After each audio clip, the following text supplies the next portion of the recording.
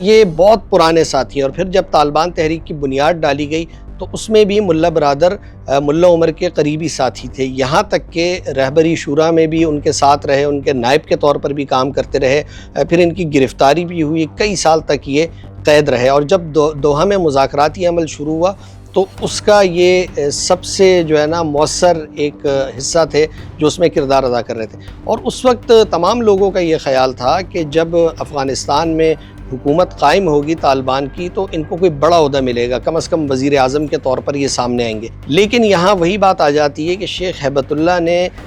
اپنی جو طاقت تھی اس کا اظہار کیا، یعنی وہ بنیادی طور پر دو باتیں کہتے ہیں کہ وہ چاہتے ہیں کہ لوگ ان کو اس بات پر یاد رکھیں کہ وہ ملا عمر کے جو احکامات تھے، جو ان کا طریقہ کار تھا، اس کو لے کر چلنے والے ہیں، تاکہ اگر وہ کل کو ملا عمر کے سامنے پیش ہو تو ان کو کوئی شرمندگی نہیں ہو۔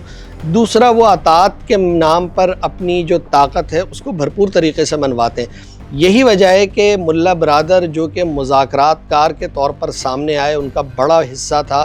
ان کو اقتصادی امور کی وزارت دے دی، گو کہ ٹیکنیکل بنیادوں پر دیکھا جائے تو یہ بھی ایک اہم وزارت ہے، لیکن افغانستان کا جو ایک مخصوص پس منظر ہے، جو اس کا سماج ہے، جو اس کی سیاست ہے، اس کی بنیاد پر اگر دیکھیں تو ہمیں ملا برادر ایک طرح سے غیر متعلق وزارت کے عہدے پر نظر آتے ہیں۔